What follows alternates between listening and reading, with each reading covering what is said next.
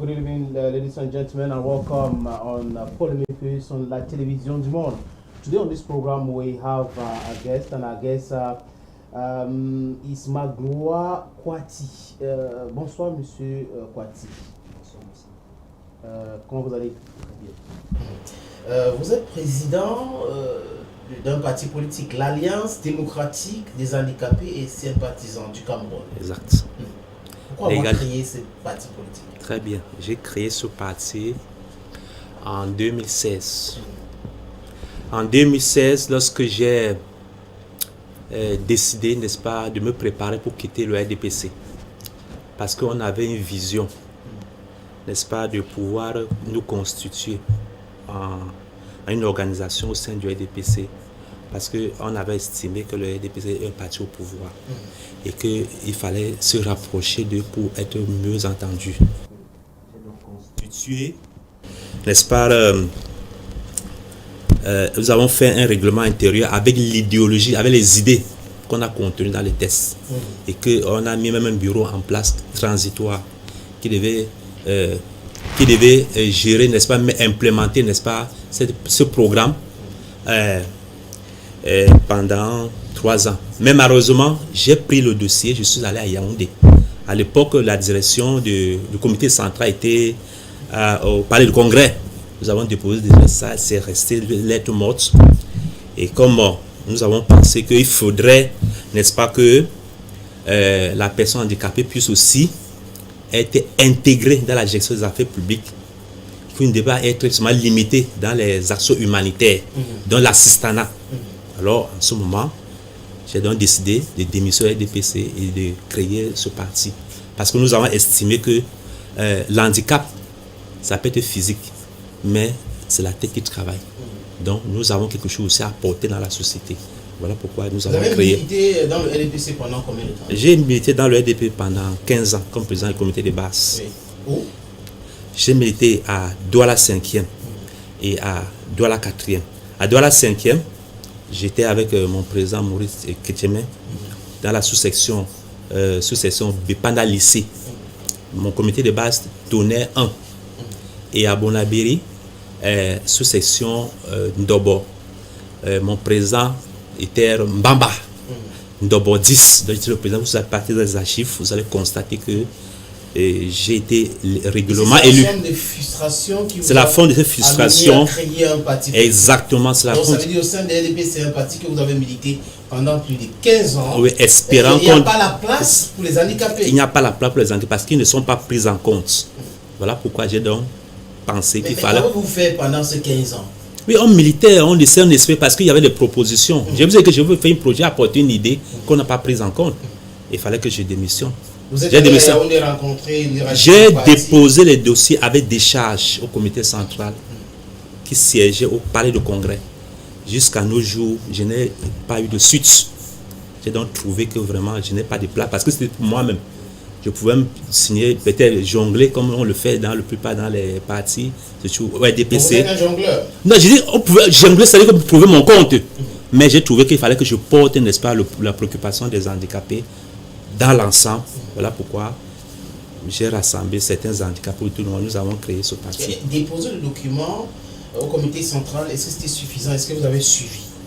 Bon, suivre le dossier quand vous partez, vous dites allez attendre. Il y a d'autres membres qui ont proposé de créer notre mouvement en comité de base parce qu'il n'y a pas un organe spécialisé de ce type. Alors, je m'avais proposé qu'il fallait qu'on insère ça dans le statut et qu'on porte cela, n'est-ce pas, comme un mouvement national qui sera coordonné, n'est-ce pas? Voilà pourquoi nous n'avons pas mis un statut, mais on a plutôt rédigé un règlement intérieur parce qu'on devait s'appuyer sur les tests du RDPC pour fonctionner. Quels sont les problèmes des handicapés au Cameroun aujourd'hui selon vous? Très bien, il y a le problème des handicapés, il y a l'insertion sociale. Parce que la personne handicapée n'est pas insérée dans la société camerounaise. n'étant pas installés dans la société camerounaise, ils ne peuvent pas trouver place dans la société. Voilà pourquoi ils sont dans les seconds plans, ils sont les petits coordonnés, peut-être sont les gars qui sont bien outillés. Le gouvernement a mis même en place les dispositions, le placement des enfants dans les lycées. Ils fréquentent les enfants handicapés, les enfants des parents handicapés fréquentent normalement. Mais ils bénéficient de l'enseignement classique. Quand il faut maintenant, parce qu'après l'enseignement classique, il faut maintenant une formation professionnelle. C'est cette formation qui va intégrer la personne handicapée dans la société.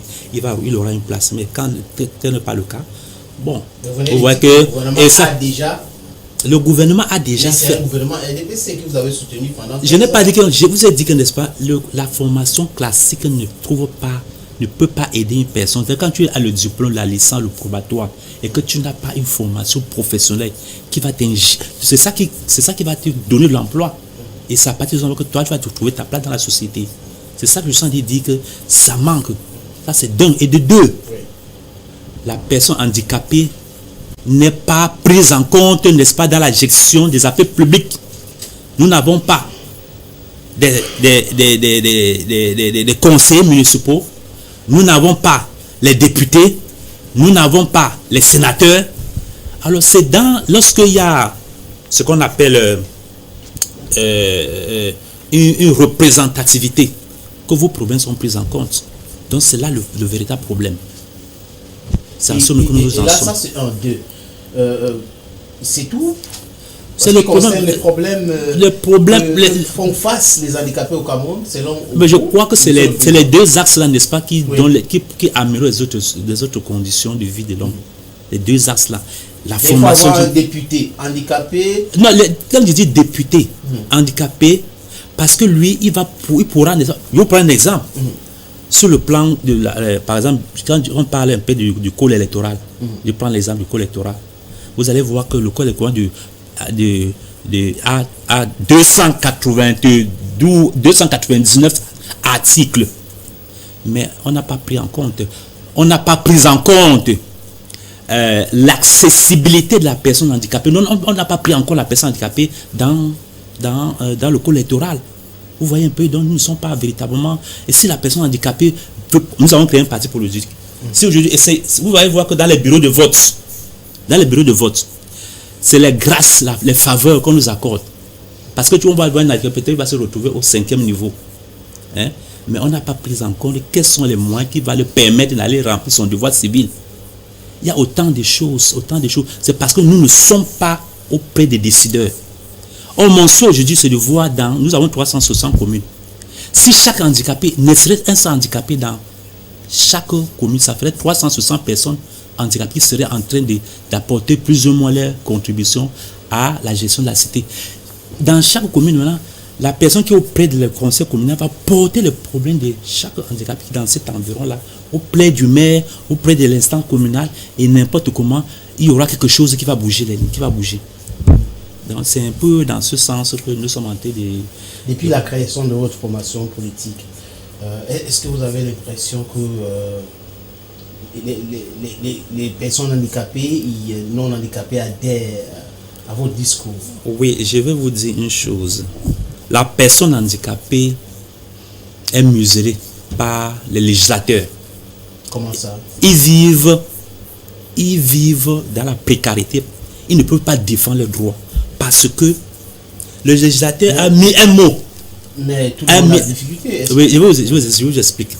Le législateur a mis un mot devant pour bénéficier, n'est-ce pas, le droit de la personne handicapée. Il faut qu'il soit indigent.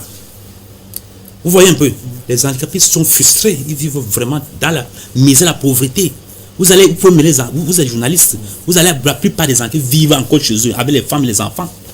Parce qu'ils n'ont pas les moyens de se trouver un logement, ils n'ont pas de vivre le bien-être de façon générale. Pourquoi? Parce que je peux être handicapé dans les tests. Hein? Je n'ai même pas les 4 membres, n'est-ce pas? Maintenant, pour bénéficier de mon droit de personnes handicapées, il faut que j'engage encore les procédures auprès des affaires sociales. Donc, c'est les affaires sociales qui vont déterminer par une enquête sociale si je peux bénéficier de mon droit ou pas. Donc ça fait que ça amuse la personne handicapée de s'exprimer. Parce que si aujourd'hui, je suis en train de parler, je décris la situation des handicapés. Hein? Je vis dans la précarité. N'est-ce pas? Il suffit seulement que dans le placement des dossiers, peut-être le placement des enfants dans l'IS, comme je vous ai dit qu'il y a, le gouvernement nous a quand même fait vraiment ce geste, et je ne passe l'occasion pour saluer les proviseurs qui ont adhéré, n'est-ce pas, qui nous accompagnent, n'est-ce pas, afin que nos enfants puissent se fréquenter. Je vous dis franchement, il suffit seulement que vous avez parlé dans un centre social et on décide que vous avez parlé un langage qui n'est pas convenable soit au régime pour au pouvoir public. On retire votre dossier, on vous dit que vous n'êtes pas un handicapé indigent. Vous comprenez un peu ce que je veux dire? Vous n'êtes pas un indigent. Il faut que indigent, donc vous êtes handicapé, il faut que vous soyez dans la pauvreté absolue pour pouvoir bénéficier aux droits. Parce que moi, avant de venir ici, pour prendre mon bain, si le bain peut faire 5 minutes, je vais faire 10 minutes ou 15 minutes. Pour me boutonner, il faut que je prenne du temps pour me boutonner. Je ne peux pas attacher mes lacets. Je parle de ça, ce qui est pratique. Parce que le handicap, c'est la restriction. C'est ce qui nous réduit, n'est-ce pas, à bien mener nos activités sur le plan physique, mais au niveau des activités. Mais est-ce que le service social est là? Quand le service social est là, pour s'en rendre compte, je suis en train de souffrir pour chercher qui va m'attacher mes lacets. Alors, mais maintenant, les compensations que le gouvernement m'a accordées, par rapport à cela, il faut que j'aille devant le service social pour que le service social commence à me faire les enquêtes pour dire que monsieur Kouati, vous devez bénéficier comme vous ne pouvez pas bénéficier de cela. Voilà, nous sommes en train de demander. Oh, ailleurs, dans les pays comme en Afrique de l'Ouest, vous êtes handicapé, vous avez votre carte, oui, vous êtes identifié comme personne handicapée. Et on calcule vos exonérations à partir de votre taux d'invalidité. Vous comprenez? Donc, et à partir de là, vous n'avez pas besoin de contourner. Voilà pourquoi la personne handicapée est musulmane, mais ne peut pas s'exprimer, parce que lorsqu'il aura cherché, n'est-ce pas, à rentrer dans ses droits auprès du service social, le service social, tu as mal parlé au pouvoir public. À ce moment-là, on te met du côté, on met ton dossier à côté, et ça frustre, ça te muselle, ça t'affaiblit, et ça te fait rentrer dans ta coquille, parce que tu as peur de t'exprimer. Et ce qui n'est pas normal. Voilà pourquoi nous demandons que nous allons. Moi, j'ai créé ce parti parce que nous allons accéder au pouvoir. Quand nous serons à l'Assemblée nationale, mais il faut que nous nous battons pieds et mains pour que ces chances. Actuelle, est-ce que vous pensez que vous pouvez arriver au pouvoir avec bien sûr l'Alliance démocratique des handicapés et sympathisants? Je vais vous dire une chose. J'ai fait ma conférence de presse le 29 mai 2021. Pourquoi vous parlez de jeu? C'est vous, vous avez le parti, et ça vous appartient? Tu dis j'ai, ça veut dire que j'ai mon groupe. Est-ce qu'il y a les militants? Effectivement, nous avons des militants. Combien? Écoutez, nous sommes actuellement, je ne peux pas déterminer, mais attendez la prochaine élection. Je viendrai ici vous présenter. Oui, effectivement, j'ai un bureau, c'est un bureau. En mars, j'ai entrepris une tournée au niveau de l'Est. J'ai installé une fondation là-bas. L'autre jour, j'étais dans le Honcam pour mon meeting. J'ai installé les bases là-bas. Donc, attendons. Comment est-ce que vous financez votre parti? Ok. Pour le financement, je vais vous dire une chose. Vous avez votre capital humain. La volonté, la détermination, Dieu vous accompagne. C'est sur ça que nous mais appartenons. La volonté, la détermination ne paye pas la voiture pour aller dans le Honcam. Effectivement. Ça ne paye pas les salles. Nous avons ça ne paye pas la sonorisation. Je prends un exemple. Okay, très bien. Vous m'avez invité, vous m'avez donné 5 francs. Vous m'avez demandé 5 francs, vous m'avez demandé. C'est une autre participation. Il y a les gens aussi qui participent. Je vous ai invité ici pour parler de votre formation politique. Oui. C'est vrai qu'on ne vous a rien demandé, mais seulement pour arriver ici, vous payez le transport.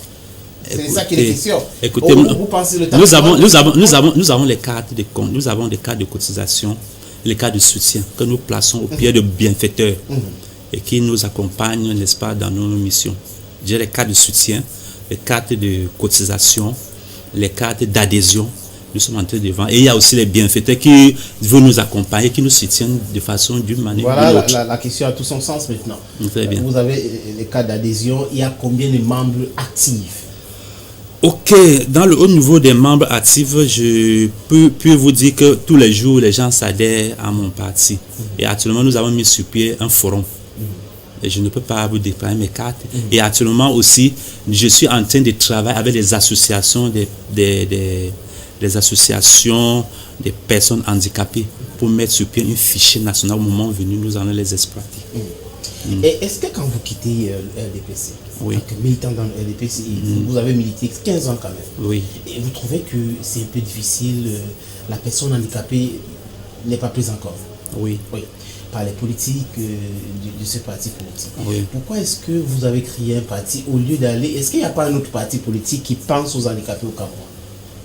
Très bien, je vais vous dire une chose, c'est une idée, mais je pense que il faut oser. Nous avons pensé, parce qu'il faut oser, nous avons pensé que il faut, nous attendions les accords, nous allons nous allier à d'autres partis, mais il faudrait que nous nous prenions d'abord en charge. Parce que les gens ont déjà dans l'esprit que... de la majorité présidentielle? Oui, la plupart des gens pensent que la personne handicapée ne peut pas faire ce que j'ai osé avec mes amis.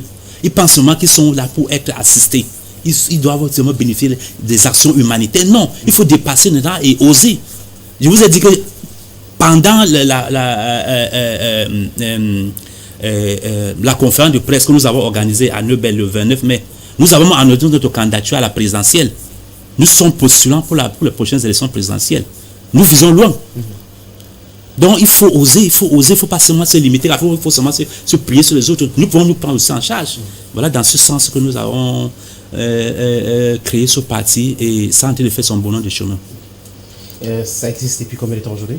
Oui, le parti a été créé parmi les 15 partis qui ont été légalisés en avril 2021. Et c'est votre lien avec le RDPC, le fait que vous êtes ancien militant de ce parti politique qui a facilité la légalisation de ce parti politique? Non, bon, c'est une question qui vient régulièrement, mais je puis vous dire que c'est peut-être c'est la volonté de Dieu. Nous n'avons pas bénéficié aucun soutien. Qui a légalisé Je dis que c'est la volonté de Dieu parce qu'il y a les gens que les dossiers ont été rejetés. Et peut-être même le pouvoir public a trouvé que c'est une idée. Mais le véritable problème actuellement, c'est que à un moment donné, même le RDPC, si c'est même le RDPC qui nous fasse, c'est même le même RDPC qui nous met le bâton sur le terrain. Nous avons eu des problèmes lors de notre meeting à l'ouest que les gens... C'était quoi le problème? Le RDPC, parce qu'ils ont tenu leur meeting 2 jours avant leur fête, le 37e anniversaire. Oui, 2 jours avant mon meeting. Mon meeting était prévu le 25. J'ai appris qu'ils ont, lors de leur réunion préparatoire, ils ont parlé de mon parti dans cette localité. Donc je suis fils d'une fille et même notable de cette localité. On m'a appelé à la veille de mon meeting pour me dire que j'aurais des problèmes. Parce que mon parti ça a fait objet de débat au sein de cette organisation. Mais je me dis, mais j'ai déjà mon récépissé de déclaration. Je ne vois pas là où le danger peut venir. Et même s'il faut me notifier à 48 heures avant que le pouvoir peut annuler ma manifestation. Mais j'ai pris les dispositions. Peut-être les gens peuvent organiser quelque chose pour venir faire le désordre. J'ai pris les dispositions, n'est-ce pas, en mettant dans la foule les gens qui pouvaient, en cas de dehors, au moins sécuriser, au moins le président et limiter les dégâts. Et malheureusement, nous avons planté le décor, on veut lancer on a lancé le meeting. On voit un monsieur apparaître, il était en short, dorsal 6, avec une culotte. Il est venu au nom du commandant de brigade de Bangma pour interrompre mon meeting. Il m'a appelé, il dit que non, je ne peux pas me déplacer. Il m'est venu avec une autre lettre signée encore par le même sous-préfet, interdisant ma manifestation. Je lui ai dit, fait savoir que quand on regarde sur l'ampliation, on voit commandant de brigade, mairie de Bangma. Comment se fait-il que je n'ai pas eu une notification alors que j'ai eu ma déclaration de manifestation, vous venez interdire, mais il m'a dit qu'il est venu exécuter l'ordre de sa hiérarchie et que c'est son chef qui l'a envoyé de venir interdire ma manifestation. Je lui ai demandé, mais c'est pas possible. Il y avait Non, il y avait le correspondant de Cameroun Tribune qui était là. Il est parti, voilà le problème. Mais le monsieur était catholique, il a dit que c'est l'ordre du sous-préfet. Donc vous pensez que si c'est le RDPC qui a facilité... Donc ça veut dire à la fin... le meeting, il a interrompu mon meeting. Oui. Il a interrompu mon meeting. Après combien d'heures de meeting? Nous avons commencé, on avait déjà planté de quoi, on voulait déjà lancer l'hymne national, au début de votre meeting. Au début du meeting. Il y avait combien de militants? Il y avait la foule. Vous pouvez aller voir ça, c'est parce que j'ai vu à le voisin, il y avait le monde. Et c'est quoi que ce monde qu'elles ont inquiété. Ils ont dit que non, ce parti vient très fort, il risque de nous rafler la vedette. Il faut qu'on les empêche, il faut qu'on les affaiblisse. Parce que sur la lettre du sous-préfet, il interdit suspension de matisserie et report à une date qui vous convient. Vous comprenez, donc on est dans la logique de museler. Pardon, c'était le 20. La prochaine date de mon meeting. Oui. Ce sont eux qui m'ont demandé de prochaine date. J'ai dit que non, je vais aller. C'est une affaire de meeting, ce n'est pas une affaire du président seul. C'est une affaire d'une organisation. Bon, après ça, on était obligé d'aller là où on avait fait une petite récession. On a mangé les appareils qu'on avait loués, la sonorisation, les chaises, beaucoup de dépenses qui sont allées dans l'air. Et c'était un moyen pour le RDPC de m'affaiblir et d'affaiblir notre parti. Et vous pensez que c'est un allié qui peut se comporter comme ça? Quels sont vos soutiens dans le gouvernement? Moi, je ne peux pas vous dire que nous avons un soutien. Non. Nous faisons notre bonhomme de chemin. Et nous sommes en train de travailler sur le terrain. On n'a pas un soutien, peut-être du président de la République. Ouais, je dis peut-être du président de la République. Parce que pour le moment, nous avons fait certaines lettres auprès du président de la République, n'est-ce pas, pour notre état de meeting là. Parce que quand ça commence comme ça, c'est pour nous affaiblir. Mais j'avais cru que le RDPC devait se rapprocher comme ça nous a fait et de demander, vouloir un peu exploiter, non, pas sur nos amis. Je veux dire, vous, en tant que président, en tant que président, et chercher le contenu, n'est-ce pas, de l'idée que nous portons. Mais il cherche à nous museler. Donc vous voyez que je ne peux pas faire chemin avec les gens qui sont là pour chercher, n'est-ce pas, là. Donc pour régler le problème des handicapés au Cameroun, il faut les députés handicapés, les sénateurs handicapés, il faut les ministres handicapés, il faut le président de la République aussi. Non, nous sommes au moins 3,5 millions des handicapés dans le Cameroun. Vous pouvez vous renseigner. 3 millions. Dans notre société, c'est un État. C'est une république. Avec un gouvernement, avec tout. Nous, ce que nous demandons, c'est seulement la prise en compte. C'est ce que nous demandons. Parce que nous sommes marginalisés. Nous sommes exclus, nous sommes laissés pour compte. Et ce n'est pas normal. Dans un pays où il y a environ 3,5 millions des handicapés, et la plupart ont des ressources qu'on pouvait exploiter, n'est-ce pas, pour les soins, pour le bien de la société, mais on cherche à aller mettre les cas. Est-ce que ces 3 millions d'handicapés, vous avez fait votre enquête et c'est sorti qu'ils ont la carte d'électeur? C'est ce que nous sommes en train de travailler. Je vous ai dit que j'étais à l'Est. Je ne dis pas seulement de donner le nom. Maintenant, est-ce qu'ils sont des électeurs?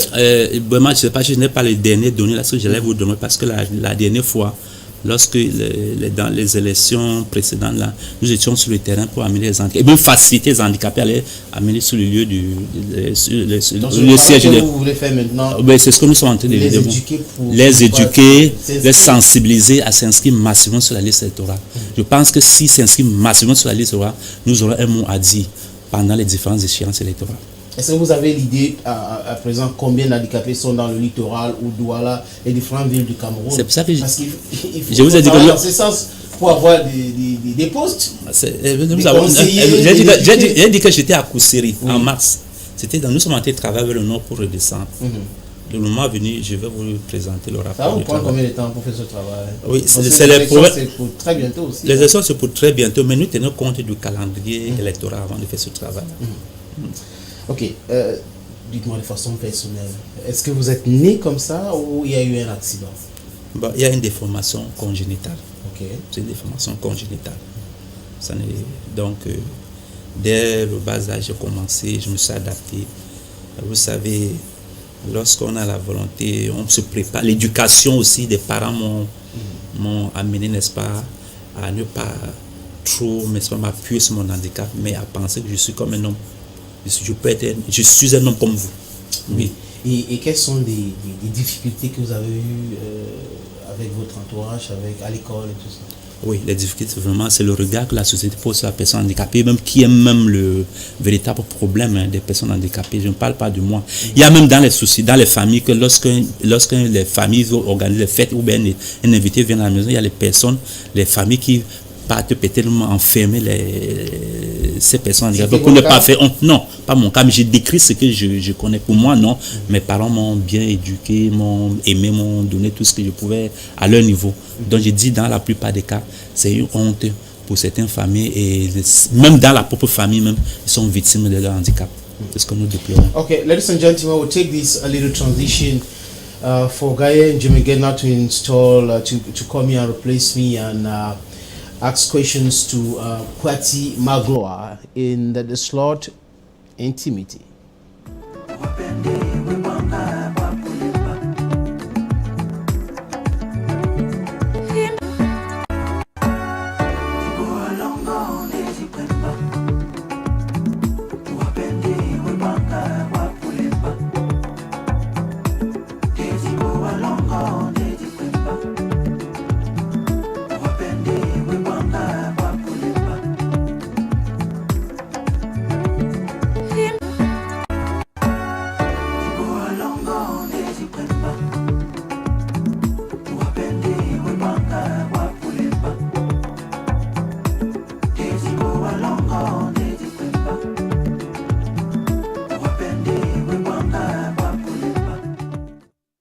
Monsieur Magloire Kwati, bonsoir. Bonsoir.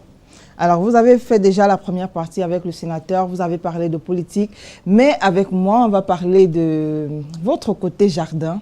On va parler de ce que les téléspectateurs ou même encore certaines personnes qui sont autour de vous ne connaissent pas trop bien. Vous allez essayer de vous ouvrir un tout petit peu. D'accord. Alors, pour ceux qui ne le savent pas, il faut dire que vous êtes né ici à Douala. Ensuite, vous avez fait vos études à l'école publique de Daido. Après, vous vous êtes retrouvé du côté de Yaoundé, au lycée de Biémassi. Voilà, vous étiez au lycée de Biémassi. Vous avez poursuivi les études et il faut également le noter, vous êtes issu d'une famille de 6 enfants dont vous êtes l'aîné. Voilà, alors vous décidez de vous lancer dans la politique et de défendre les causes des handicapés. Tout à l'heure, vous avez essayé de parler un tout petit peu de cela avec le sénateur. Mais moi, je voudrais savoir... Lorsque vous étiez petit, est-ce que ça a été facile ou est-ce que vous trouviez déjà la force pour surmonter cette épreuve difficile? Parce que ce n'est pas évident d'être personne handicapée et d'affronter le regard des autres. Très bien. Je pense bien que c'est une situation, comme je l'ai déploré à l'entame, à la fin, n'est-ce pas, de la première partie avec le sénateur. Il y a un problème de l'insertion. Donc, la fréquentation de la personne handicapée ou l'enfant handicapé dans les milieux des associations. Ça les fabrique parce que lorsque un enfant handicapé fabrique les milieux, parfois il arrive à trouver une autre situation qui est plus grave et ça l'oublie. Et il y a aussi les sciences, n'est-ce pas, de recyclage, je peux dire peut-être de culture, qui va vous amener, qui amène la personne handicapée, qu'il soit jeune ou enfant, n'est-ce pas, de fréquenter, de chercher une association de personnes handicapées pour y adhérer. Ça a une très grande force, n'est-ce pas, sur son état d'esprit. Mais est-ce que c'est facile, Monsieur Magloire? Est-ce que c'est facile vu qu'on a des familles qui ne sont pas nantis? C'est vrai, il y a certains enfants qui naissent dans certains enfants handicapés qui naissent dans des familles nantis, mais on a également des enfants handicapés qui naissent dans des familles pas nantis. Maintenant, pour cet enfant-là qui est né dans une famille où il n'y a pas assez de moyens financiers, est-ce que c'est facile d'aller chercher un centre de rééducation, alors une association où on peut se motiver entre nous? Est-ce que c'est facile? Très bien. Moi, je vais vous dire que je suis président d'une association des handicapés avant d'être président national d'un parti politique. Ok. Mon association, c'est ADICA. Association des handicapés dynamiques du Cameroun. On ne demande pas de l'argent là-bas. On ne demande pas de l'argent. Il faut seulement... Vous avez combien de bases concernant cette association? Non, les bases, avec la décentralisation, nous sommes basés à Douala 4e. D'accord. Douala 4e. Le siège à Douala 4e au ministère de Soya. D'accord. Alors dites-nous, dans la société, comment est-ce que ça se passe? Mon parti ou non, bien pas le parti politique. C'est-à-dire que quand vous allez, je ne sais pas, dans une entreprise ou même déposer un dossier concernant votre parti politique. Ça, c'est encore une autre paire de manches. Comment est-ce qu'on vous reçoit? C'est encore une autre paire de manches parce que c'est là qu'il y a la difficulté. Les entreprises refusent carrément, n'est-ce pas, de recruter les personnes handicapées compte tenu de leur situation parce que ça réduit un peu, n'est-ce pas, les activités liées, n'est-ce pas, aux attentes, n'est-ce pas, de l'entreprise.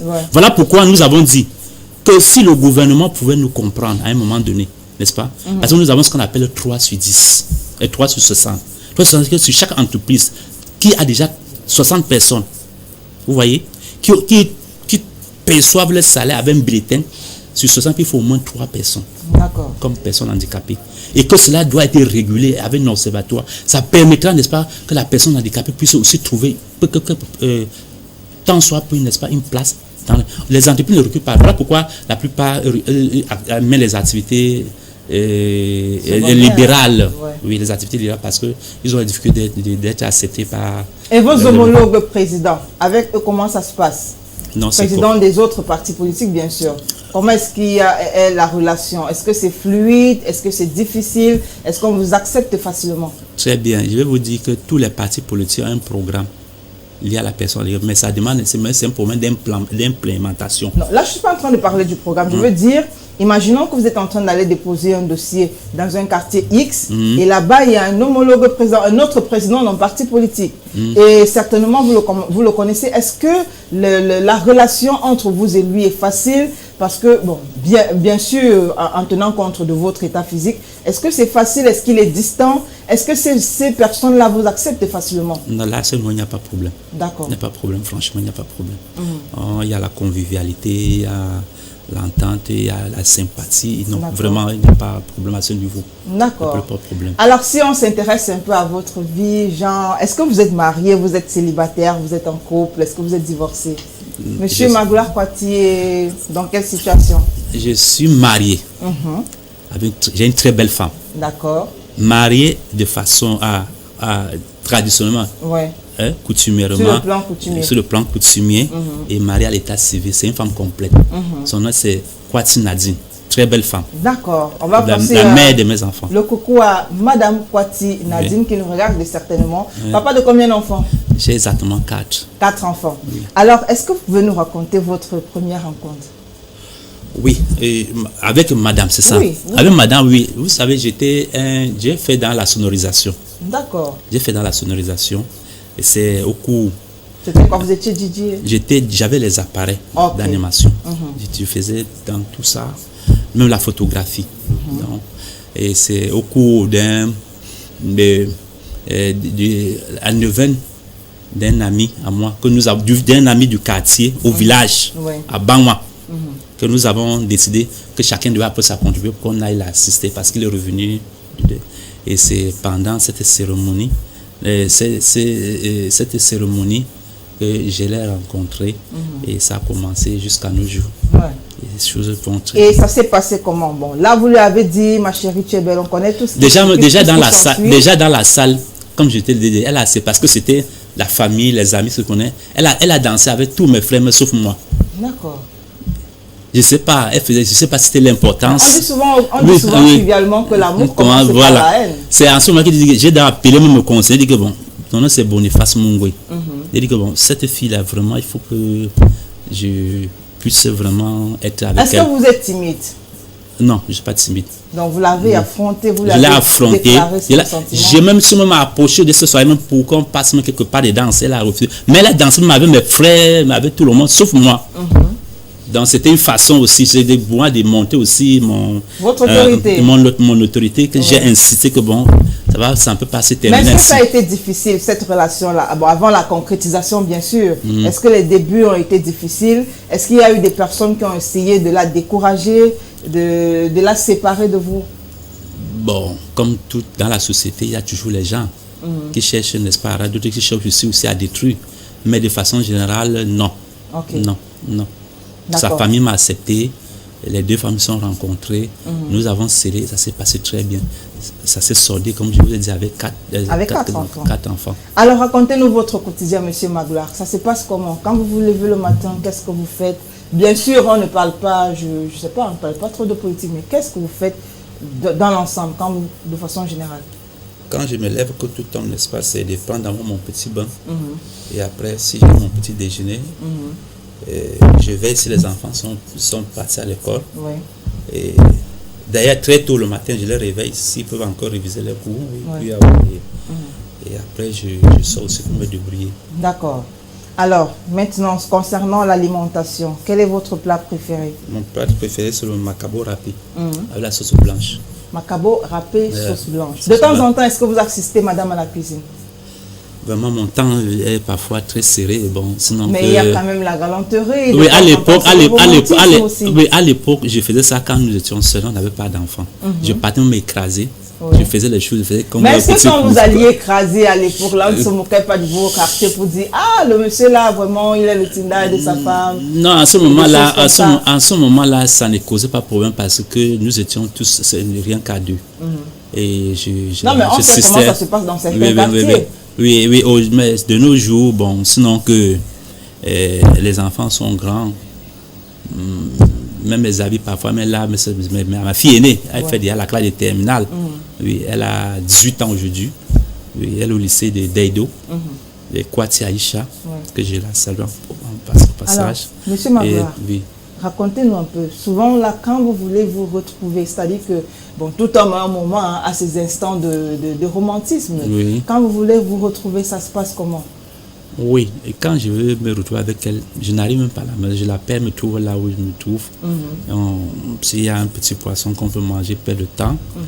Et s'il y a un petit vin, je dépose, n'est-ce pas, nous coupons. Bah, ça s'accompagne souvent avec des petites phrases. Avec les petites phrases, bon, c'est la détente, n'est-ce pas? Chérie, je t'aime vraiment, ça fait longtemps que je n'ai pas pensé à ça. Mais quand vous dites ça, est-ce que vous êtes sincère? Franchement, avec une femme qui nous a dit les enfants, il faut être sincère. Bon, ça dépend. On peut le dire sans penser. Non, là, il faut être honnête. Si nous sommes les hommes, vous voyez, on peut avoir les attitudes peut-être avec une femme qu'on peut rejouer avec, mais si c'est la mère de la maison même, on n'a plus besoin, franchement. Bon, et vous avez joué avec combien de femmes? Vraiment, ma femme est la plus belle femme. Moi, je ne dis pas non, je n'ai pas dit le contraire. On a dit ou encore on déclare ses sentiments. Non, monsieur Magloire déclare ses sentiments à sa destinée, c'est normal, c'est bien. Mais maintenant, à côté, il y a celle à qui on lui dit certaines choses sans toutefois les penser. Oui, il n'y a pas moi qu'il faut se détendre. Des fois, même hors de la famille, hors de l'un, tu peux soit un collègue de service non, ou bien une amie que vous avez estimée. Monsieur Magloire, on n'est pas en train de parler de vos collègues masculins ici. Je dis, vous avez dit des choses à combien de femmes sans les penser vraiment? En dehors de votre femme? En dehors de ma femme, bon, pour ces choses parfois qu'on a pris par l'accord, le suicide, c'est parfois un moment qu'on ne sait incontrôlable. Mais c'est la finalité qui compte. La finalité, c'est quoi? Et la responsabilité qui compte, pas la finalité. La finalité, c'est quoi? La responsabilité, autant pour moi. La responsabilité, c'est que parfois vous êtes emporté par la bière, même dans le taxi, vous vous présentez avec les dames, vous présentez avec une jeune fille qui vous semblait vous a intéressé, peut-être vous avez pris un verre de plus, mais ça ne veut pas dire forcément. Moi, j'ai appelé avec les copines, nous avons pris le pot et on s'est dit au revoir. Monsieur Magloire, est-ce que ça vous est déjà arrivé de tromper votre épouse? Bon, franchement, il faut le dire. C'est bien de dire la vérité. Franchement, il faut le dire. J'ai eu une fois vraiment, on s'est même séparés. Bon, ça m'est arrivé, n'est-ce pas, de faire fausse route. Mais après, les choses sont revenues dans l'ordre. Vous lui avez demandé pardon? Effectivement. Et vous vous êtes remis ensemble. Mais c'est bien, c'est normal, c'est bien. C'est à féliciter. Merci beaucoup. Et est-ce qu'à côté de ça aussi, il y a d'autres femmes qui ne sont pas venues pour vous piéger? Parce que ça existe aussi. Oui, là, franchement, elles sont nombreuses. Mais il faut seulement savoir se contrôler. Elles sont nombreuses, vraiment. Elles sont très nombreuses. Il faut savoir seulement s'en tenir. Alors, vous êtes en politique. Est-ce que ça vous arrive de temps en temps d'aller dans les SNAC? Oui, les SNAC, parfois, souvent, c'est des rencontres. C'est dans les SNAC qu'on peut causer. Est-ce que vous ne trouvez pas que c'est dangereux pour votre posture d'homme public, de personnalité publique, ça dépend, de président d'un parti politique? Non, ça dépend de l'endroit. Ça dépend aussi du comportement que vous allez afficher là-bas. D'accord. En tant qu'homme politique, on ne me connaît pas dans tout le Cameroun. Juste pour me faire choisir, peut-être aller à Bonamou, ça dit, pour discuter sur un projet du parti, et que ça peut-être on veut sortir peut-être une victoire. Nous avons eu dans le cas du parti, on dépose entre nous les membres, les cas du parti, on coupe ça et dans la monnaie, dans le respect mutuel. Et on n'est pas venu faire du désordre. D'accord. Là, ça ne peut pas être gênant. On va sortir sur cette question, M. Magloire. Est-ce que vous aimez le sport? Oui, j'aime le sport, j'aime le football. D'accord. Je voulais demander quel type de sport, mais vous avez déjà répondu. J'aime le football. Et est-ce que vous pratiquez aussi d'autres sports? Oui, j'ai fait beaucoup la marche. La marche pour moi-même. Est-ce que vous aimez le sport mythique? Non, j'aime rien que le football et un peu la musique. D'accord. C'est sur cette question qu'on va mettre un terme à cette session d'intimité. On va prendre la transition et juste derrière, le très nécessaire sénateur Clétus revient pour la suite et la fin de l'émission.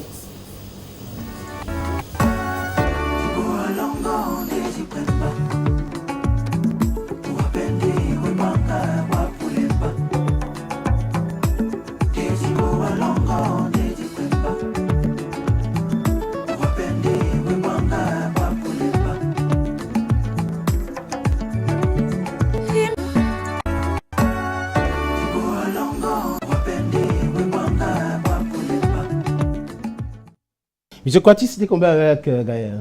Ça a été un bon moment de très bonne détente. On va commenter maintenant l'actualité politique. D'abord nationale. Vous avez été militant du RDPC, certainement camarade de Messanga Nyanding. Oui. Aujourd'hui, il a été exclu du RDPC. On voyait ça avec les autres formations politiques. On parle du SDF, du MSC. Aujourd'hui, c'est le RDPC qui exclut un militant. Que pensez-vous de cette situation? Oui, je puis vous dire que vraiment, concernant, n'est-ce pas, cette décision d'exclure un membre du comité central, exclure un enfant qui a fait, un homme qui a fait son enfance politique dans le RDPC, franchement, j'ai trouvé cela n'est pas un comportement qui peut fédérer, n'est-ce pas, la vie politique de notre pays, qui peut apporter, je ne veux pas, n'est-ce pas, prendre une position, mais c'est mon point de vue, mon avis, à moi. J'ai cru, n'est-ce pas, qu'on devait chercher le cadrer et l'accepter, et je me dis que l'enfant délinquant a toujours une raison.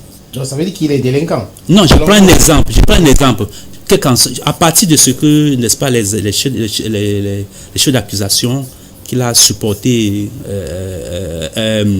les enseignants et qu'il a soutenu l'insurrection, je pense, c'est ça. Et qu'il aurait insulté ses camarades du parti, mais il faut cadrer. Il faut cadrer. Quand on est chef de famille, moi, je suis président d'un parti politique. Hein, c'est un parti de masse. Chacun vient avec son comportement. Or, il n'a jamais porté entrave à une décision du parti. Donc, moi, je pense que la décision a été vraiment très sévère. Et ce n'est pas une décision, n'est-ce pas, qui prône l'apaisement, la réconciliation. Si un militant de votre parti politique se comporte comme lui, oui, avec les mêmes thèmes, les mêmes travers, est-ce qu'il sera exclu de votre formation politique? Mais Messanga Nyanding a fait 37 ans dans le RDPC. Et c'est pendant les 37 ans, il a passé son temps à se comporter comme il le fait ces derniers temps. Donc certainement, il a une raison fondamentale. Que les cadres du parti, les sages du parti devaient l'interpeller et savoir le mobile, n'est-ce pas, de son agissement. C'est de ça qu'il s'agit. Donc, vous répondez par la question, oui, M. Kwati. Oui, j'ai répondu. Si dans votre formation politique, il y a quelque chose comme ça qui arrive, un militant se comporte... les sanctions doivent... Est-ce que vous allez exclure ces militants? Quoi? Quelles sont les différentes sanctions? Les sanctions par votre statut? Il y a les blâmes, il y a les avertissements, on devait procéder progressivement jusqu'à l'exclusion. Mais je trouve que l'exclusion, pour le cas de Messanga Nyanding, il a fait 37 ans, il n'a pas passé 37 ans dans le RDPC à être délinquant, à insulter ses camarades de place. Donc il y a... Ses camarades de parti. Donc il y a probablement quelque chose, n'est-ce pas, en lui, que ses camarades devaient s'interroger, n'est-ce pas, sur cette question-là avant de prendre n'importe quelle décision.